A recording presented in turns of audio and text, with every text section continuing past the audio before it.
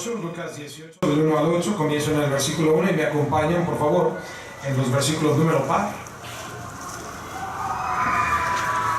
Dice así: también les refirió Jesús una parábola sobre la necesidad de orar siempre y no desmayar, diciendo: había en una ciudad un juez que ni temía a Dios ni respetaba a hombre.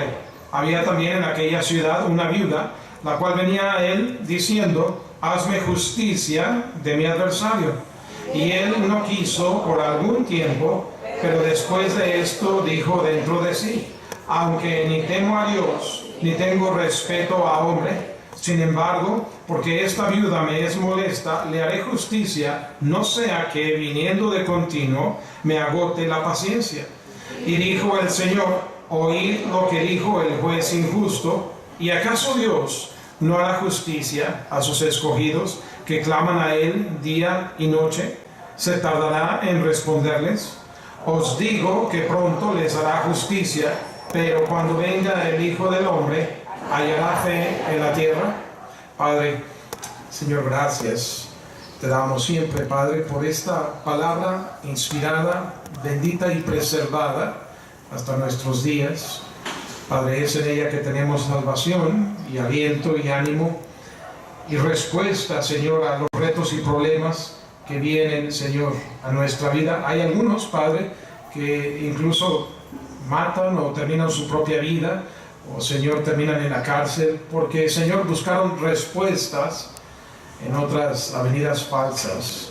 Pero, Señor, en ti tenemos gran sabiduría de cómo hemos de andar en nuestro día a día, nuestro andar y vivir diario, Señor. Cuánto te necesitamos, Señor.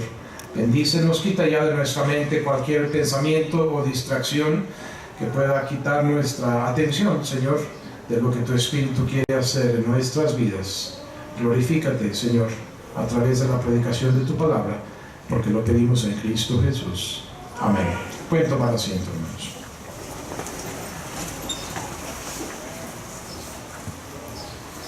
La historia que leemos aquí otra vez, seguramente todos aquí, dudo que haya alguien que no la haya oído o leído anteriormente. Es una historia muy simple, muy sencilla, pero la verdad es muy profunda. Ahí es donde ya no estoy tan seguro que todos entendamos lo que Cristo nos está dando en esta historia. Ciertamente en una y otra parábola, como en una y otra pasaje de la Escritura, el Señor enfatiza la importancia de la oración.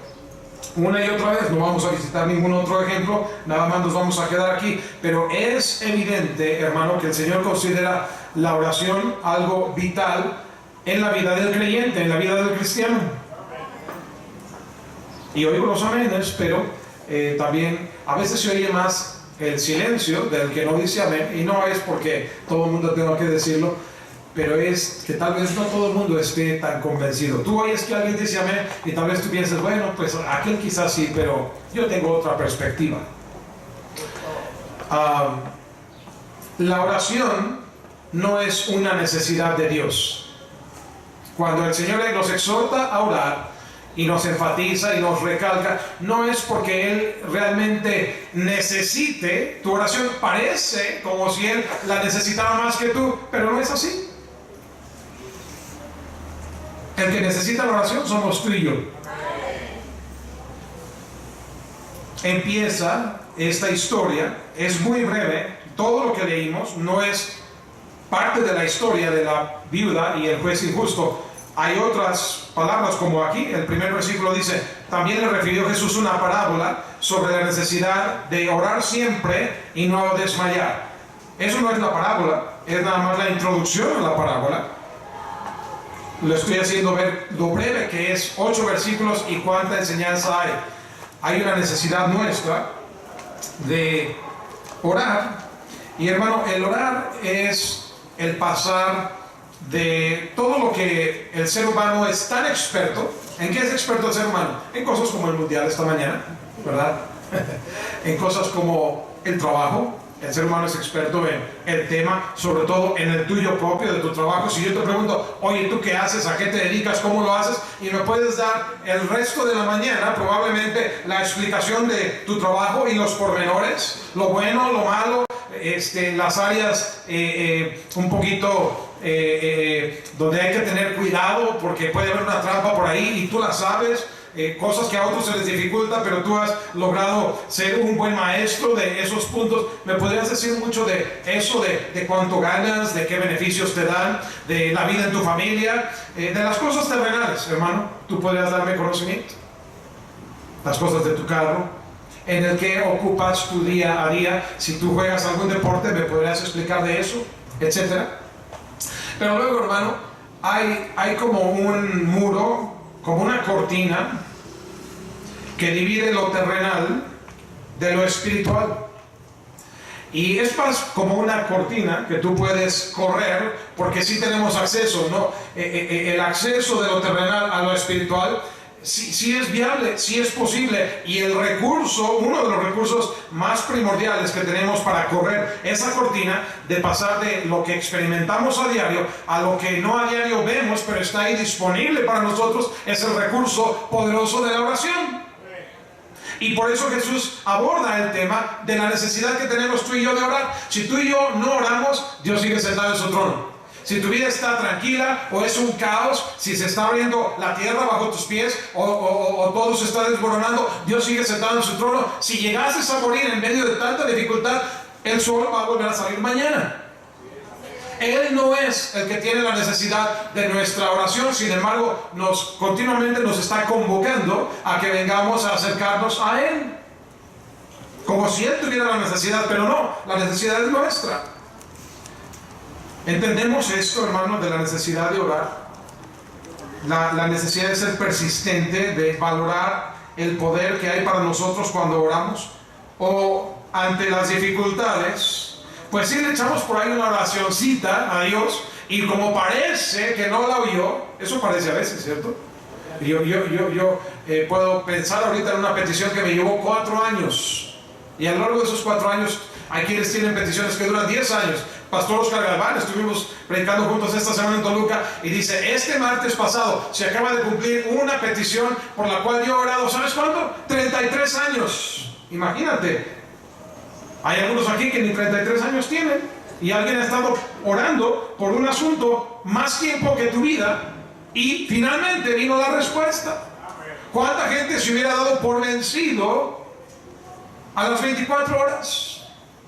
Porque cuánta gente lo dice, a ver, Señor, yo quiero esto, y como no me lo hacen, no funciona, abandonan la oración y dejan de cruzar ese umbral, esa cortina de lo terrenal a lo espiritual, cuando hay todo un mundo de bendición y de poder y de recurso disponible a ti. Y por eso el Señor dice, hay necesidad de que vengan y oren. Y en la historia Él narra de, versículo 2 dice, un juez, había en una ciudad un juez. ¿Qué clase de juez? Ni temía a Dios, ni respetaba a hombre. Un juez que pues era probablemente déspota, corrupto, que nomás esperaba a alguien que llegara con abajo de los papeles, con algo de color, ¿verdad? Con un Benito Juárez, con un Cuauhtémoc, con un etcétera, etcétera, con una doña Sor Juana, o cómo, ¿verdad? Con un Diego Rivera, o muchos más bien, para que agilicen los trámites. Ese tipo de juez vemos aquí, ¿sí? Un juez que probablemente no era salvo, que no conocía a Dios, que no lo amaba, que no lo respetaba ni a él ni a los hombres. Injusto.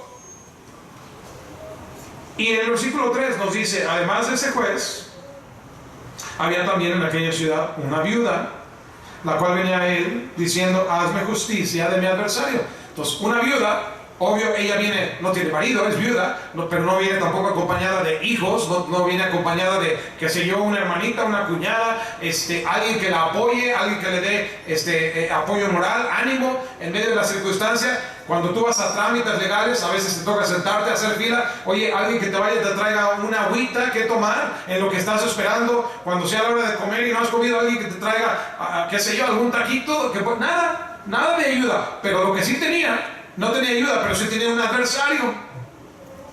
Porque siendo sola, no va a faltar quien se quiera aprovechar. de una mujer así. Qué familiar suena todo esto en nuestro entorno, ¿cierto? Y cómo es el Señor para ubicarnos en historias comunes de la vida cotidiana y nosotros encontrarnos en esa misma realidad. ¿Te pasa este tipo de cosas también? ¿Lo puedes ver? Dice el juez, dice el versículo 4, que el juez no quería hacerle justicia, no le hacía caso, por algún tiempo no lo hizo. La verdad es que él no tenía intención de hacerlo en ningún tiempo, hacerle justicia, no atenderla. Pero después de esto dijo entre sí: aunque ni temo a Dios ni tengo respeto a hombre, sin embargo, porque esta viuda me es molesta. Quiere decir que la viuda venía y venía y venía. ¿Cuánta gente dice: ¿sabes qué me pasó esto? Llama a la policía. No, ¿para qué? No hace nada.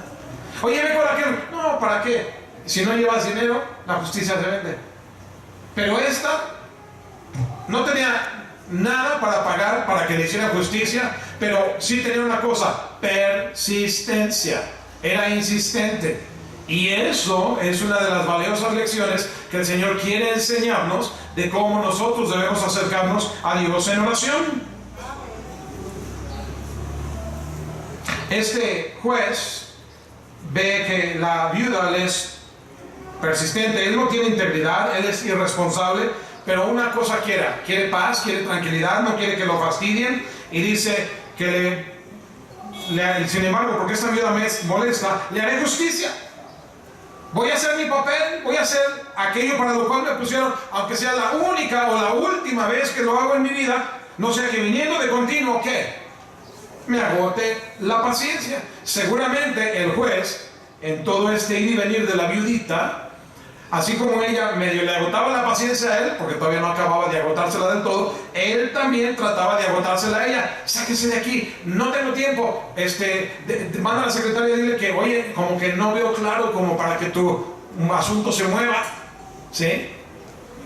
Pero la viudita no le importaba, ella era persistente e insistente, y la paciencia de ella pudo haberse acabado. Debe haber habido otras viudas, otras personas que requerían justicia de este juez, que desistieron. A lo mejor fueron y se hicieron justicia por su propia mano. Pero ¿qué recurso tiene una mujer? Tal vez viejita ya, no tiene nada más que venir y agotarle la paciencia al juez. Ahí termina la historia. Comienza en el versículo 2 y termina en el versículo 6. 4 versículos es la historia. De los 8, la mitad, 4, narra la historia. Ahora Jesús explica lo que aquí se enseña. Versículo 6, dijo el Señor Jesús: oíd lo que dijo el juez injusto. Nos lleva a meditar. Mira, hay una enseñanza ya, nada más, hasta de un juez malo, injusto, corrupto, perverso. Nada más en su propia lógica ya podemos aprender algo. Y si no nos queda claro, ¿qué aprendemos? Bueno, pues aprendemos de que hay fruto en la insistencia, en la perseverancia. Pero si no nos quedó claro, lo aclara aún más. Versículo 7. ¿Y acaso Dios no hará justicia a sus escogidos que claman a Él? ¿Cuánto? Día y noche. Así clamamos tú y yo, día y noche, por la necesidad. ¿A qué se reduce tu vida de oración, hermano? Señor, gracias por la comida. Amén. Y eres tan intenso que esa oración la haces 3 veces al día. Una en el desayuno, una en la comida y una en la cena. ¿A eso se reduce tu vida de oración? Esta mañana estuviste íntimamente con Dios. Y no se lo pregunto en actitud de darle un sentido de culpabilidad, hermano. Esa no es mi necesidad, ni es la necesidad de Dios, es la necesidad tuya de orar. Es el presentarte, hermano, con la oportunidad que tienes ante el umbral que divide lo terrenal, lo mundanal, lo carnal, de lo espiritual, de lo eterno, de lo poderoso, que está disponible a ti, hermano. ¿Acudiste ahí esta mañana? A veces vamos y pedimos a tanta gente antes que a Dios, y a veces exclusivamente al hombre y nunca a Dios. Hay peticiones de oración, supuestamente, Hay peticiones de oración que no son otra cosa que un chisme. Te está revelando el chisme de algo que le pasó a alguien más, que debiéramos ser discretos, pero lo disfrazamos de petición de oración y estamos divulgando algo que debe permanecer secreto.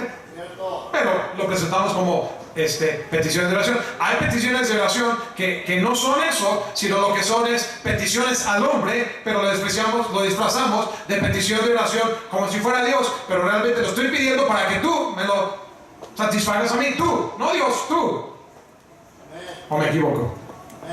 Hay muchas peticiones así. Y hay peticiones que de plano ni como petición de oración salen, vienen directamente. ¿Sabes qué? Házmelo tú, porque con Dios la verdad es que tardas mucho. Hay gente que sí. Si tú dices voy a orar, ay, pues me dijo que iba a orar. Así como que me dijo que no, me lo negó. Oye, ¿sabes lo que pasa?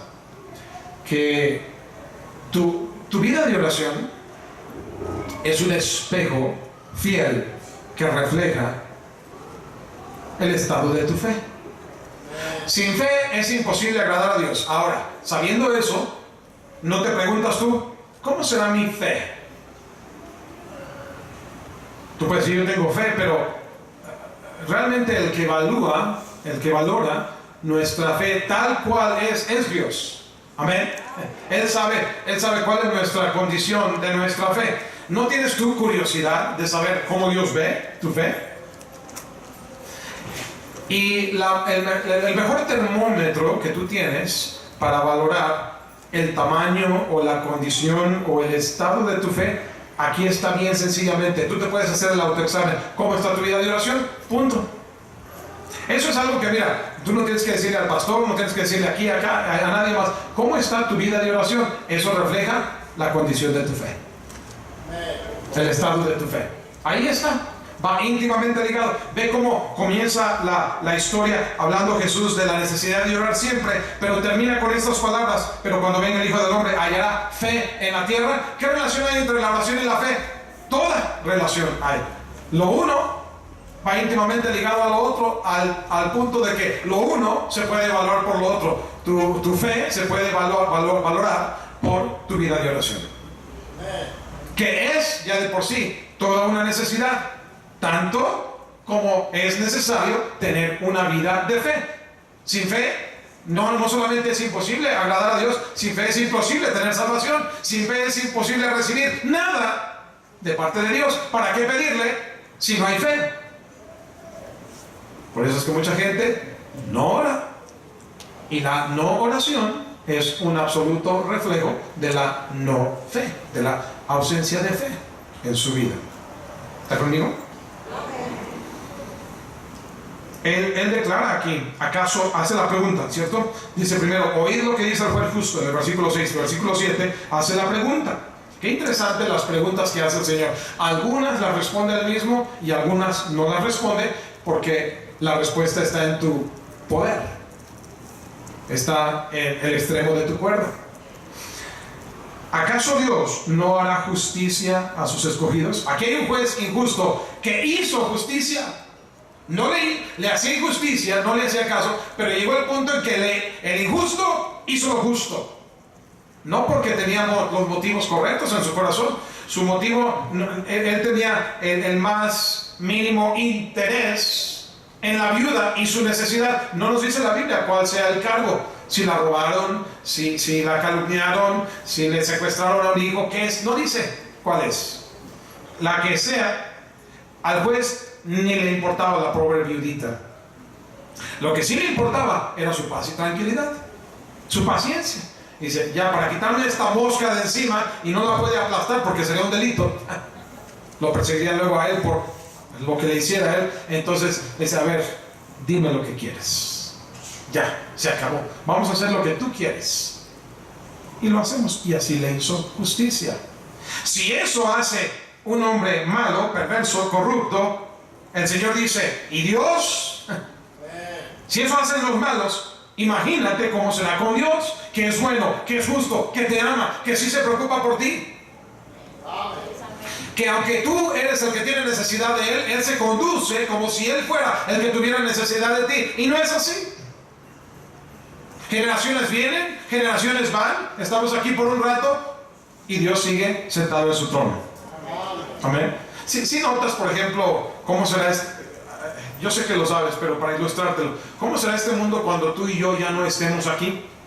¿Has ido a la primaria donde tú estudiaste? ¿Todavía existe? Para empezar, ¿verdad? Si vas a la primaria, a la secundaria, a la prepa, donde estudiaste la carrera, tú vas allí y ese es tu alma mater, donde tú ibas antes, donde los pasillos eran como tu casa, tu segunda casa, todo el mundo te conocía, ibas con el de la tienda y hasta te fiaba. Ahorita vas y nadie te conoce. De aquel lugar donde te era tan familiar, hoy ya no eres nada ahí. ¿Usted quién es? No, pues es que yo estudié. Ah, ¿y en qué año? Uy, la Sierra Madre todavía la señorita en aquel tiempo. Ya eres como un desconocido. Dios no necesita de nosotros, hermano. Mira, si esas instituciones y los lugares a los que tú pertenecías antes y ya no, siguen adelante, ¿cuánto más Dios seguirá en su trono? Pero ¿cómo nos busca? ¿Cómo nos procura? Pareciera que Él no es Dios, o pareciera, digo, que no es Él mismo, como cuando a ti te hace falta algo. No, me hace falta ¿qué? Hay quienes usan sus sombreros, sus botas, y si no se los ponen, como que no están vestidos, ¿verdad? Si no tienes a tus seres queridos a tu lado, como que no soy yo, me hace falta algo. Esta Biblia, ¿verdad? Me la encuadernaron y me hacía falta. Y Deborita me regaló una Biblia que estuve usando en ese tiempo, me la encuadernaron y ahí la tengo y es muy, muy apreciada. Si hay algo que valoro entre todos los regalos, y nuevamente gracias por todos los regalos dados, sería difícil ir con cada uno, pero lo más precioso de un regalo para mí es las manos que lo dan y el corazón con que lo dan, y valoro mucho, ese es el valor estimativo de un regalo, quien te lo da. Pero mientras no tuve mi Biblia, ¿por qué? Porque esta Biblia es la que tengo marcada y subrayada y ya te sabes la posición. Aunque la otra Biblia tiene una letra más grande que me hace falta, amén, la letrita más grande, a menos que me ponga lentes. Esta tiene letra más chica, pero esta es la que estoy bien familiarizado. Le pasas y tú ya sabes el pasaje, tú sabes que está en la columna acá, en la parte de arriba, ya te sabes dónde están los pasajes. Y mientras no la tenía, pues estás como que un pez fuera del agua. Así pareciera Dios cuando clama por tu venir delante de Él y orar. Pero el que tiene necesidad real somos nosotros, porque nosotros no decimos, oye, el telón que siempre uno puede cruzar, ahorita es un muro de piedra, hombre, no puedo pasar. No decimos eso. No expresamos nuestra necesidad de orar siempre y no desmayar. ¿Cuándo has visto tú en cualquier iglesia de la denominación que tú quieras, en cualquier día y tiempo del año, en cualquier nación, que un culto de oración está tan concurrido como el culto del domingo en la mañana? ¿Dónde? Amén. No, es tiempo de oración. Bueno, es oración nomás. Nomás van a hablar con Dios, es todo lo que van a hacer. El domingo sí hay que estar, nos va a hablar el predicador. Y no es nomás el predicador, Dios te habla. Pero el lunes de oración, el sábado de oración, no, nomás van a hablar con Dios, ahí no hay que ir. Lo bueno no es ahí.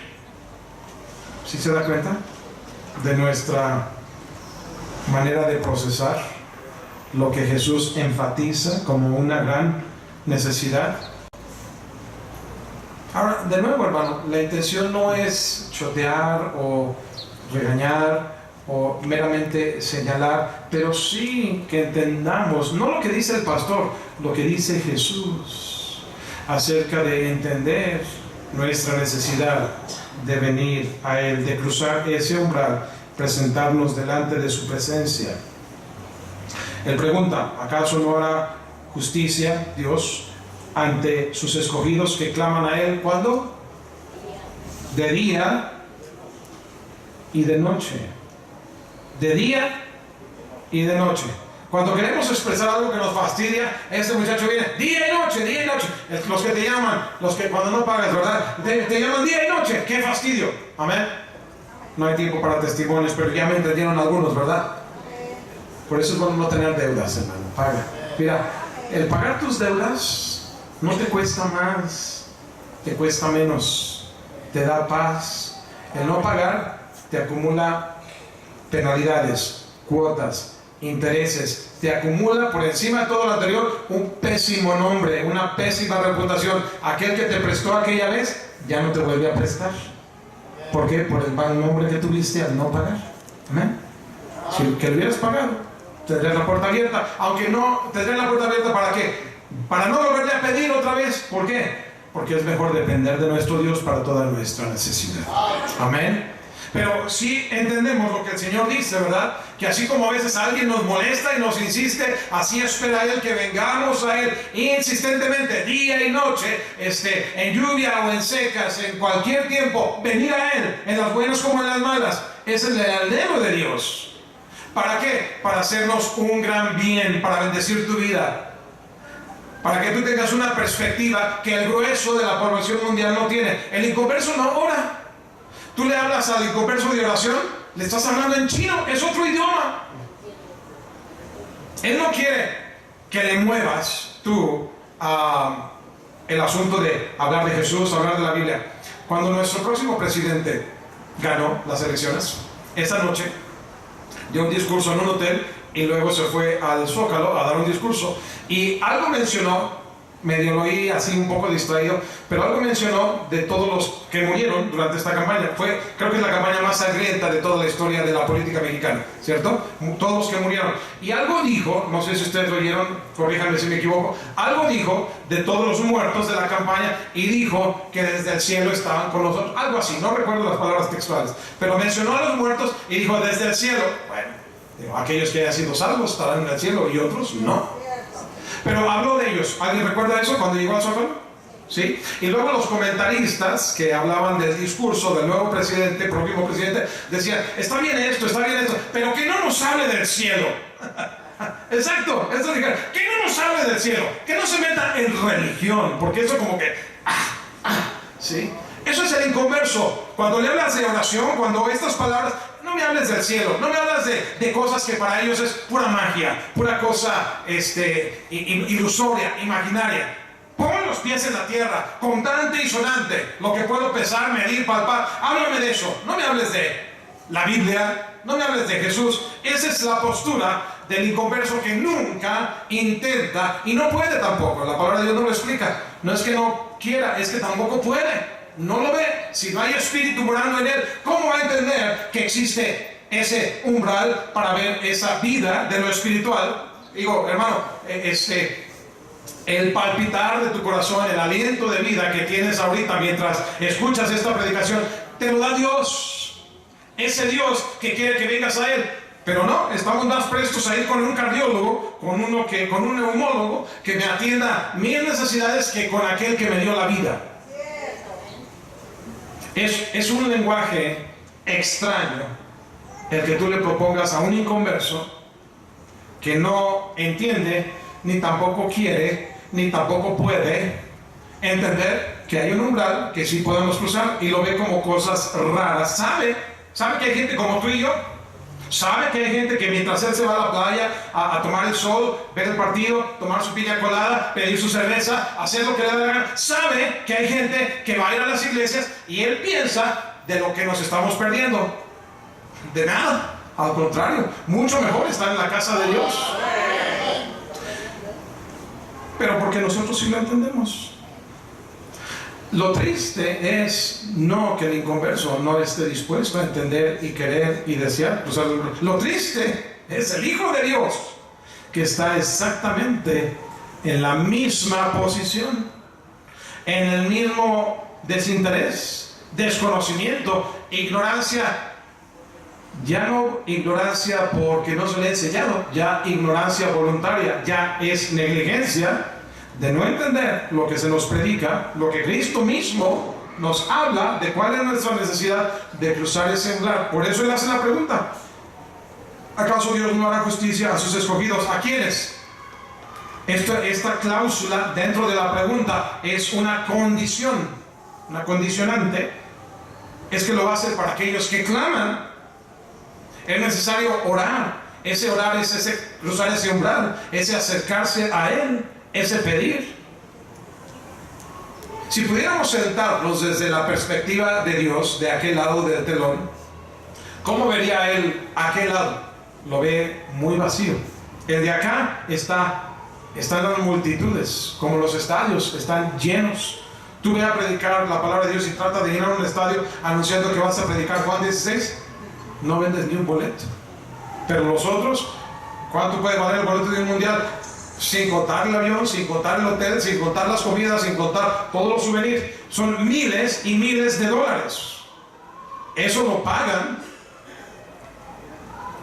Pero del lado de Dios, del lado de ese telón, está quieto, está silencioso, está vacío.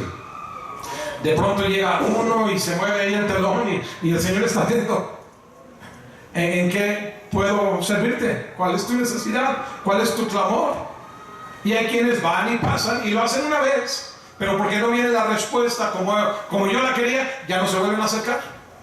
No queremos molestar al Señor, al Rey, está ocupado. Le voy a traer los asuntos de veras que por acá voy a tratar yo de resolver por mi cuenta, y cuando por acá yo ya no pueda, entonces me presento allá. El Señor dice, como tú gustes. Aquí no discriminamos asuntos grandes o asuntos chiquitos, asuntos difíciles, asuntos imposibles, asuntos insignificantes. Ninguno es ignorado. El Señor quiere que le traigas todos, los chicos, los grandes, el de los pormenores, y el donde ya trataste todo y nadie más pudo hacer nada. Él los quiere todos. No quiere que sea su último recurso, quiere que sea el primero, el intermedio y el de todo orden de lugar que vengas a Él. ¿Entendemos lo que el Señor nos está explicando aquí? Pero nos quedamos con la historia de la viuda y el juez injusto. Es tan familiar. Lucas 18. ¿Quién no sabe lo que viene en Lucas 18? Creo que todos. Y las otras historias. Y hace otra pregunta, ¿se tardará en responderles? Ahí la segunda parte del versículo 7. ¿No hará justicia a los que claman de día y noche? ¿Se tardará en responderles? Hace dos preguntas. Y aquí la respuesta. Esta sí la responde. ¿Por qué? ¿Por qué sí responde esta? Porque esta depende totalmente de Él. Y la responde para afirmarnos en la fe y animarnos a orar. Os digo, versículo 8, que pronto les hará justicia. ¿Qué tanto tiempo? En el tiempo perfecto, en el tiempo ideal. ¿Cuándo? Confía. Mira conmigo Apocalipsis, capítulo 6. En el capítulo 5 de Apocalipsis aparece un librito que nadie podría ver, sino solo aquel cordero que fue inmolado. ¿Se acuerdan? ¿Cuántos sellos tenía el librito? ¿Se acuerdan? ¿Sellos?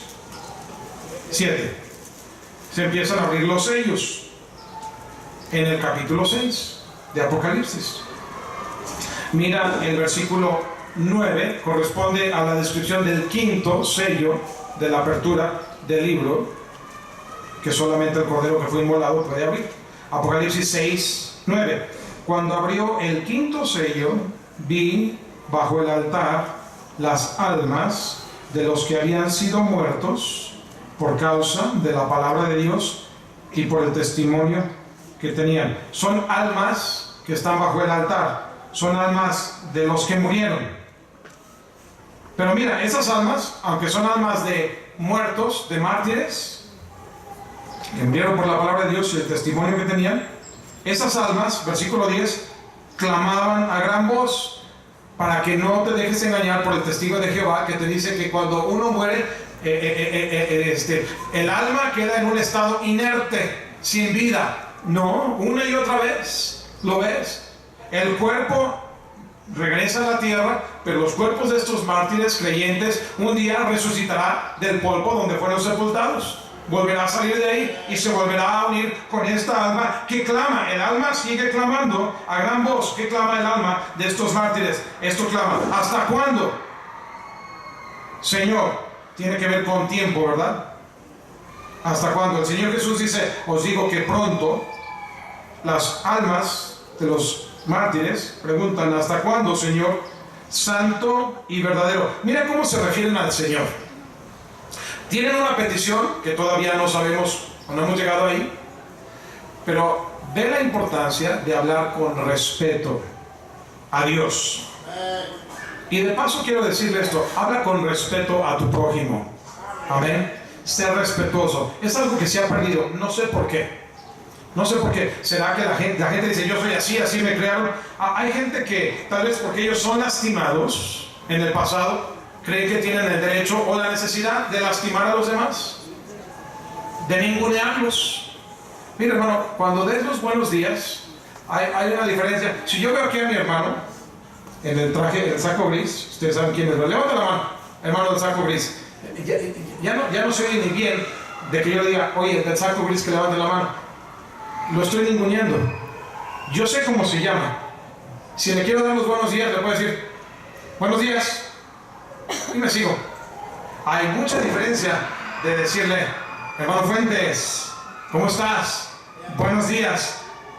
¿Qué calidez? ¿Sí? Hay una muestra de amor. No Dios nos trata con amor. No Dios nos trata con respeto. A lo mejor ni me sé su nombre, pero mira, en el ámbito de lo cristiano, por lo menos le puedo decir hermano. Amén. O hermana. ¿Sí? Pero a veces tratamos de ningunear a la gente. Gracias. Hola. Adiós.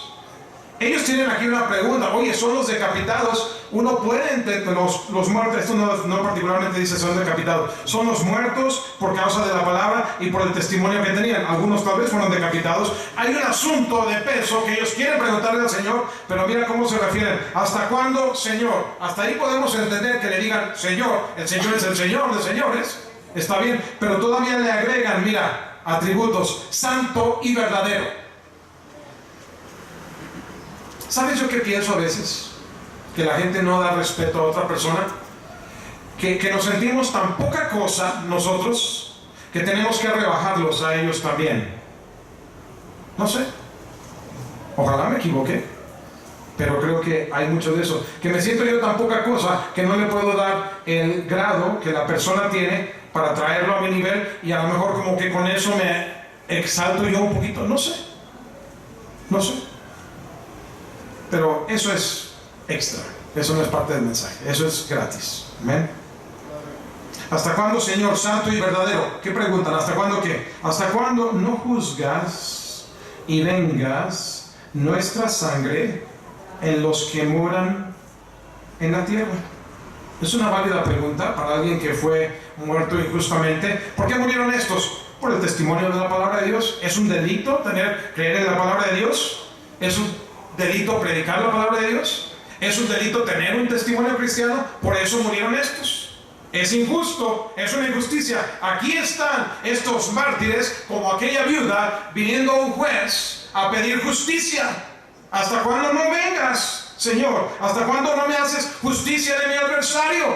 Igual que la viuda. Mira la respuesta. Primeramente se les dieron vestiduras blancas.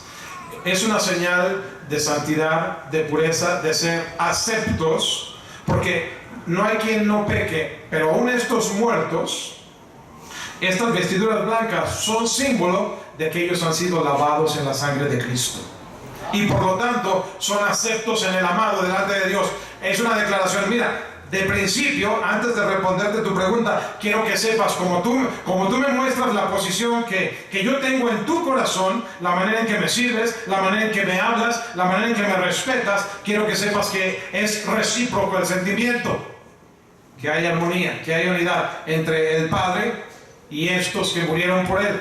Las vestiduras blancas, ustedes son míos, ustedes son mis hijos, ustedes son limpios y puros, no que no hubieran pecado, pero ustedes son perfectamente limpios en la sangre del Cordero que fue inmolado. Aquel que abre los sellos, limpios. Se les da primeramente vestiduras blancas y se les dijo, aquí está la respuesta, ¿qué se les dijo? Que descansasen todavía un poco de tiempo. Ellos preguntaban, ¿hasta cuándo me vas a hacer justicia?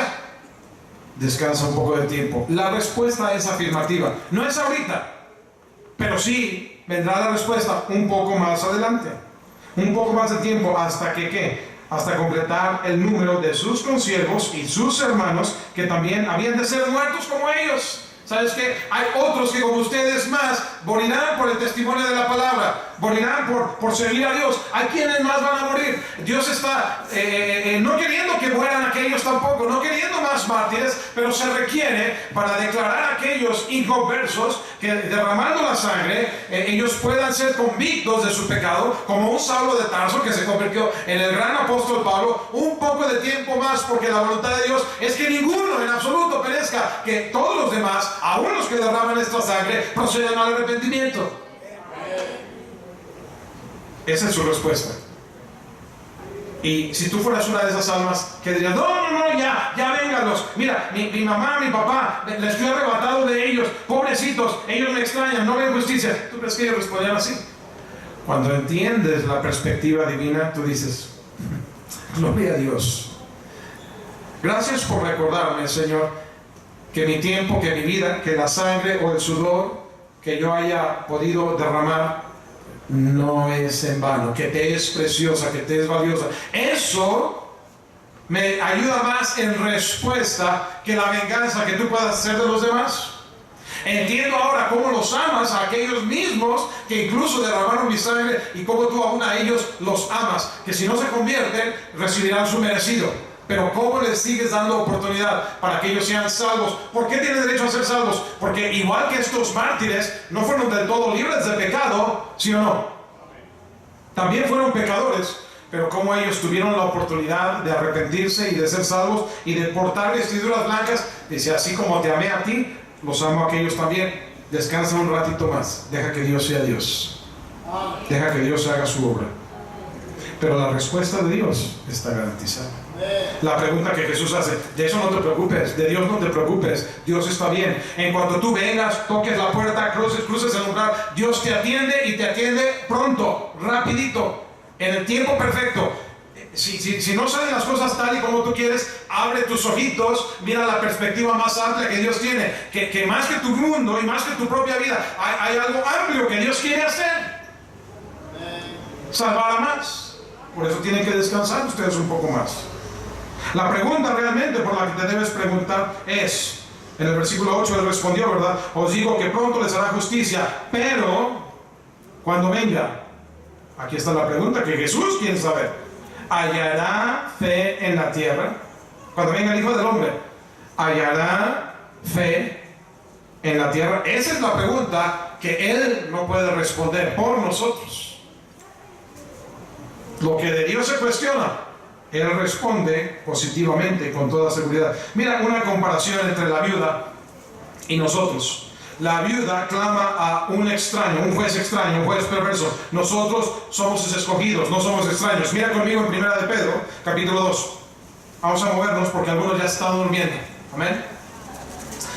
1 de Pedro, capítulo 2, versículo 9. Mira lo que somos delante de Dios.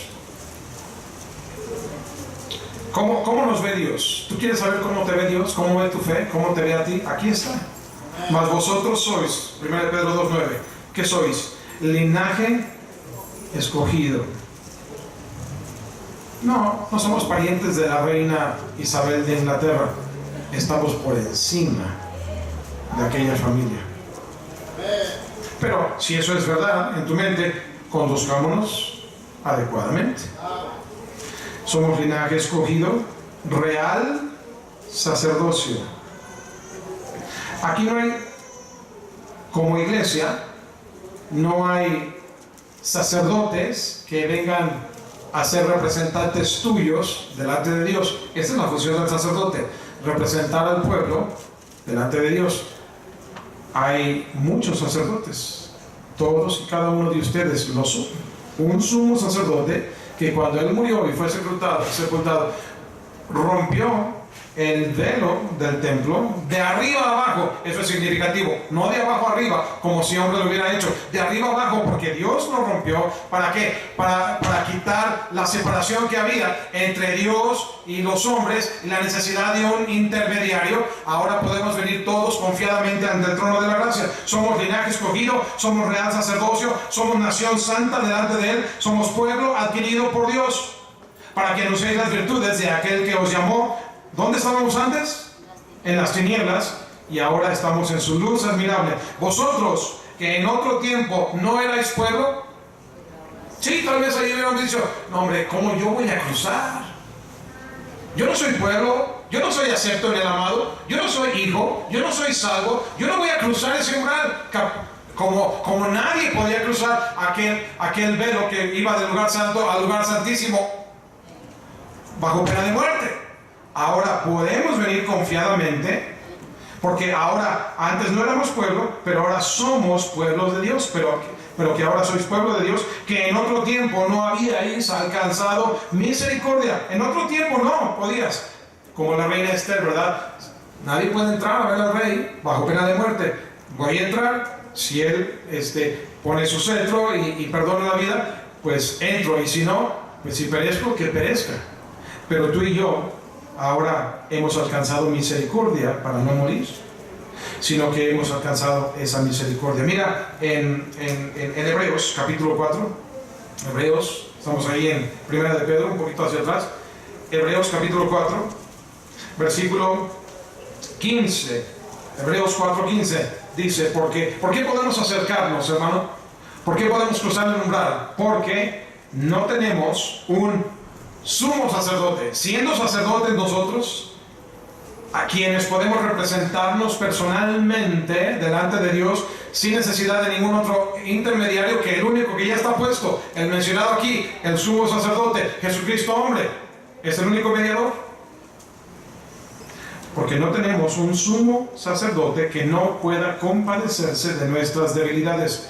El juez aquel era injusto, despiadado, desinteresado, pero aquí nosotros tenemos un juez un sumo sacerdote que no tenemos un sumo sacerdote que no pueda compadecerse de nuestras debilidades, sino uno que fue tentado en todo, según nuestra semejanza, tus cargas, tus pruebas, tus quebrantos, tus dolores, Él los conoce. Lo único que no tiene en común contigo es que tú y yo tenemos pecado y Él no, pero sin pecado. Acerquémonos pues confiadamente al trono de la gracia para alcanzar, ¿qué? Misericordia. La viuda pedía justicia, tú y yo recibimos más que eso. Justicia es lo que mereces, misericordia es quitarte lo malo que no mereces, lo malo que sí mereces, y darte lo bueno. La gracia es darte lo bueno que no mereces. Acerquémonos pues confiadamente al trono de la gracia para alcanzar misericordia y hallar gracia para el oportuno socorro. ¿Te das cuenta? ¿Cuál es nuestra excusa, pues, entonces, para no atender esta necesidad de orar más sin desmayar? Mira Romanos 8.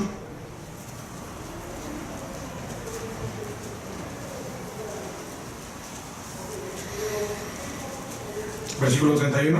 Romanos 8:31. ¿Qué pues diremos a esto? Si Dios es por nosotros, ¿quién contra nosotros? De eso predicamos el otro día. El que no escatimó ni a su propio Hijo, sino que le entregó por todos nosotros, ¿cómo no nos dará también con Él todas las cosas? Nada más es cosa de que te presentes clamando a Él día y noche. Insístele. La necesidad de orar siempre, día y noche, insistentemente, persistentemente, no desmayando. Yo sé que tú ya lo sabes, pero necesitas el recordatorio esta mañana, ¿sí o no? Versículo 33. ¿Quién acusará a los escogidos de Dios? Dios es el que te justifica, el que te perdona, el que te limpia. ¿Quién es el que condenará? Cristo es el que murió, más aún el que también resucitó, el que además está a la diestra de Dios, el que también intercede por nosotros. Mira Primera de Juan, rapidito vamos, Primera de Juan. No se me duerma. Primera de Juan. Ya perdió el Croacia, no sé, pero ya. Olvídate de eso. Primera de Juan. Capítulo 2. Versículo 1. Hijitos míos, estas cosas os escribo para que no pequéis, y si alguno hubiere pecado, ¿quién no peca? Si alguno hubiere pecado, mira, ¿qué tenemos? Abogado tenemos. ¿Qué clase de abogado? Es un abogado que puede presentarse con el Padre. ¿Cómo se llama el abogado? A Jesucristo el justo. Amén. No como el juez injusto. ¿Por qué pues no venimos a Dios en oración? Porque estamos como los inconversos, bien familiarizados, bien... esto es nuestro ambiente. Acá, el de este lado del umbral. Y pertenecemos del otro lado del umbral. ¿Dónde está la presencia de Dios? ¿Dónde está nuestro Padre? ¿Dónde está nuestro abogado justo, Jesucristo? Ahí donde está la bendición, donde está la misericordia y la gracia. ¿Por qué no estamos allí? ¿Cuántos problemas se acabarían? O si no se acabaran, tendríamos la victoria sobre el problema si estuviéramos de aquel lado. Más que no, aquí nos agarramos a los cocolazos y le decimos y le hacemos y le damos unas cuantas. Sabemos cómo se maneja de este lado, ¿sí o no? Pero ¿por qué no aprendes a cómo se maneja del otro lado del umbral, en la presencia de Dios? Versículo 2. Y Él es la propiciación, el que limpia el pecado, el problema. Él es la propiciación por nuestros pecados. Él es nuestro abogado. ¿Y sabes lo que básicamente hace el propiciador cuando defiende? Es como aquel que llega y dice: lo que quieras con Él, conmigo. Él pagó por nuestros pecados. Y dice: si hay algún pecado, si hay alguna culpa, cóbramela a mí. Dice nuestro justo abogado Jesucristo. ¿Por qué no venimos a Él más en oración? ¿Alguien me puede explicar por qué? Porque Satanás es muy efectivo. Porque Satanás tiembla cuando tú y yo nos acercamos al umbral y hace circo, maroma y teatro con bombo y címbalo para distraerte, para que no llegues y no llegues y no llegues, y ese umbral permanezca inmóvil y que Dios vea: nadie viene, nadie viene. Oye, no molestes a Dios, te dice el diablo. Es Dios, está muy ocupado por allá. Como Elías hacía burla de el Baal, el dios de los falsos profetas. Oye, hagan más ruido, haz más fuerte, tal vez está de vacaciones. Así el diablo viene y nos la aplica a nosotros igualito. Oye, Dios está muy lejos, está de vacaciones, está dormido, o no lo molestes. Y mordemos ese anzuelo. Tú dices: no, hombre, ya no quiero molestar a Dios. Dios es lo que quiere. De eso se trata la historia que Jesús nos está enseñando. Oye, ¿puedo ir una vez? Pues si voy a ir, voy a reservarme cuando venga el cáncer. Ahí sí se la voy a traer a Dios. No sin antes haber ido con el... ¿Cómo se llama el que atiende el cáncer? Ese. ¿Sí? No sin antes haber ido primero con... Ve con el oncólogo, pero ve primeramente con Dios. Búscalo. Y ven todas las veces que quieras, día, noche, no hay restricción, porque la viudita no podía venir las 24 horas del día, tenía que venir en horas de oficina. El juez injusto tenía que dormir, tenía que comer, que salir. Ella sabía cuándo lo iba a hallar y ahí estaba, a la hora que decía, horario de oficina. Si se abre a las 8, ahí estaba, a las 10 para las 8, en primera fila. 7 de la mañana, si había cola, ahí estaba la viudita. Llegaba el juez a abrir la puerta y yo: ¿quién crees que vaya a ir primero? Ya te dije, ahorita que entres y yo ahora ya sabes lo que te voy a decir. Y el juez dice: sí. Con ganas de que fuera el primero, el segundo, y que esta, de alguna manera, como que voltear la fila y que los últimos sean los primeros. ¿Qué sé yo? Ya no la aguantaba. El Señor no se fastidia. El Señor no se cansa de vernos. El Señor quiere y nos da acceso ilimitado a la... Ella tenía que salir de su casa, ir a la corte. Tú y yo podemos encontrar a Dios donde quiera que nos encontramos.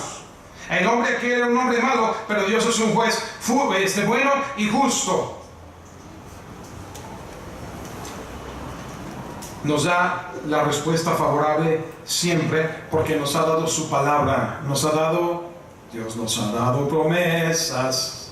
Lluvias de gracia enviaré. Amén. Hay promesas, todas las promesas del Señor Jesús, que son apoyo poderoso de mi fe. Amén. Él cumple su palabra. El juez no quería hacer lo que había juramentado. Para llegar a ser juez tienen que hacer un juramento de impartir justicia. No lo estaba haciendo, pero Dios sí cumple sus promesas. Y finalmente, a pesar de los pesares, la viuda obtuvo lo que pedía. Jesús toma esa historia para que tú tengas fe y confianza en venir continuamente a Él. ¿No te hará Dios justicia, hermano? Lo único que nos falta, ¿sabes qué es? Más oración. La necesidad de orar es el énfasis de Cristo. Una mayor fe, porque el estado de tu fe es directamente reflejado con tu vida de oración. ¿Estás desanimado? ¿Estás agüitado? ¿Estás desesperado? ¿Se está enfriando tu fe? Empieza a orar. Calienta el asunto. Amén. Échale ganas. ¿Sí? Prepara ese andar. Acércate al umbral y crúzalo. Con toda confianza puedes acercarte a ese trono de gracia. Porque tenemos un sumo sacerdote, que es nuestro abogado, que es el que se ha propiciado a sí mismo. Es el que nos hace. Por nosotros mismos somos rechazables, pero por Él es que somos aceptos en el amado, delante de nuestro Dios. Y Él, con esta historia, hermano, que tú ya te sabes muy bien, quiere animarte, quiere avivarte, quiere exhortarte, quiere convencerte, quiere persuadirte. Y de eso se trata la predicación esta mañana, hermano. A que no desmayes, a que tu fe no se apague, a que veas que si aún de entre los malos puedes sacar cosas buenas, cuánto más rico y abundante es la bondad de aquel juez justo y perfecto que promete hacerle justicia a todos sus escogidos. Condúcete como que eres escogido, condúcete como el linaje escogido que eres, condúcete como el real sacerdocio que eres, ese pueblo de Dios. Que esta historia, hermanos, de Cristo nos ayude a fortalecer nuestra fe y a tener una vida de oración. Que toque una cuerda, no nada más decir, ¿de qué predicó el pastor? De esto. No. Que toque una cuerda que diga, tengo que orar más. Llámese la historia. A lo mejor había visto lo que se predicó esta mañana o no lo había visto, pero viéndolo bien claro ahora, tengo que tomar pasos y cambios en mi vida. Ojalá. Padre, ayúdanos, Señor, en esta mañana. Alguien dijo, y es verdad, a veces un predicador se siente frustrado porque no sentimos que le hayamos hecho justicia al pasaje. Nos sentimos cortos. Sentimos que a veces no pudimos darle al clavo en la cabeza, como tú eres digno, Padre. Pero te pido, Señor, que tú hagas en cada corazón la obra que uno es incapaz de llevar a cabo. Señor, si no salimos de aquí todos entendiendo nuestra necesidad, es la palabra que tú usaste, de orar, siempre, día y noche, clamando a ti, no lo haríamos con la policía, con un ser humano, con un juez, porque ya sabemos la respuesta. Y aún en la historia, tú nos muestras que aún en esos casos sí funciona. Y de ser así, ¿cuánto más? No tendremos excusa. Si no tenemos respuesta, si no tenemos la gracia, la misericordia, la bendición que Dios quiere derramar en nosotros, no tendremos excusa, porque la disposición de Dios, el poder de Dios, las ganas de Dios, ahí está. El muro no era un muro impasable como los muros de Jericó. Es un telón que hay que cruzar, una cortina que a través de la oración debemos cruzar para entrar en la presencia, dejar atrás por un rato todo lo rutinario, lo mundanal, el vaivén de la vida que tanto somos expertos y no sabemos de pies a cabeza. Dejar todo eso a un lado y entrar a aquel territorio extraño para aquel que no mora en él, pero extraño más que nada porque está muy solo. Así como son las reuniones de oración, solitas, poca audiencia, poca concurrencia, solo está así, el otro lado del umbral de la oración. Pocos son los que acuden. Ayúdanos, Señor, a entender el mensaje que tú quieres comunicarnos, no ser insensatos. Habrá alguien aquí que diría, pastor, yo tengo que tomar esos pasos, esos cambios. Tengo que tomar en serio este asunto de el orar, de una vida real de fe. No nada más cuando viene ya el tiempo desesperado. No, diariamente. ¿Habrá alguien así que diga, yo necesito esa decisión? ¿Puedo ver tu mano? Amén. Puestos de pie, todos puestos de pie, a menos que ya esté aquí en el altar orando, puestos de pie. Hermano, ven al altar, hay lugar para ti, ven al altar. Mueve algo, ¿hay alguna cuerda que Dios mueve ahí en tu corazón?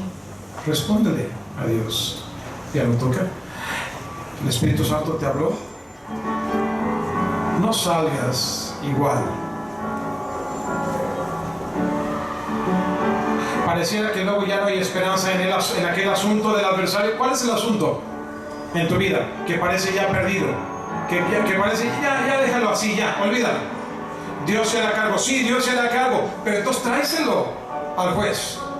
Desiste de moverle con tu propia mano, tráeselo a Dios. Señor, aquí te encargo. Señor, aquí te lo dejo. Señor, todo el mundo pensaría que me he dado por vencido, pero no delante de ti, mi Dios. Delante de ti, úsalo para honra y gloria de tu nombre. Bendíceme. Señor, tú tienes gran poder, brazo largo, fuerte, poderoso para hacer justicia. Padre, haz en mí la obra que tú quieres hacer. Fortaléceme en la fe. Que sí, cuando tú vengas, no te puedo responder por ningún otro país. No te puedo responder ni siquiera por el resto de mi país. Pero sí te quiero responder por esta vida que tú me has dado. Que sí puedas hallar fe en este pedacito de tierra donde me paro yo. Que sí la halles ahí. Cuando tú preguntas si Dios responderá, si Dios hará justicia, y le respondes tú mismo, sí, se los va a hacer y se los va a hacer pronto. La pregunta que Él ahora nos hace a nosotros, ¿y tú vas a tener fe? En tanto que los hermanos oran, ¿habrá alguno aquí que diría, pastor, si yo muero hoy, ¿a dónde iría mi alma? No lo sé. ¿Tú sabes a dónde iría tu alma si murieras hoy? Si Cristo viniera hoy, y no fuera día de tu muerte, pero si Cristo viniera hoy, ya no solamente preguntaría yo, ¿hallaría fe en la tierra? ¿Hallaría fe en ti? ¿Te llevaría con Él? Porque ya has puesto tu fe y confianza en Él. O se llevaría, como Él promete, con Él a los que han creído en Jesús. ¿Y será posible que tú fueses dejado atrás? ¿Será posible eso? Eso tiene remedio. Él está dispuesto a salvarte, a cambiar tu vida eterna, tu condición espiritual. Habrá alguno aquí que diría, pastor, yo necesito arreglar ese asunto de mi salvación, de mi fe y confianza en Cristo. Ore por mí. ¿Habrá alguien así que levante su mano? ¿Habrá alguien así que levante su mano? Ore por mí. Dios te bendiga. Dios te bendiga. Amén. ¿Alguien más? Yo necesito arreglar este asunto de mi salvación, mi condición, mi vida eterna. ¿Alguien más? ¿Alguien más? Levante su mano. ¿Alguien más? Alguien que diga, pastor, esa duda ya está resuelta, ya está aclarada. Si yo muero, yo sé bien a dónde iría mi alma, estoy seguro de mi salvación, de mi vida eterna. Pero, ¿qué viene después? La Biblia dice que todo aquel que creyó en Cristo, su primer paso en obediencia fue bautizado. Es Biblia. No es la Iglesia Bautista Monteamarín. No es porque el predicador sea bautista. Es la palabra de Dios. El que creyó en Cristo siempre fue bautizado. Es el ejemplo de Cristo mismo cuando bajó al Jordán a ser bautizado.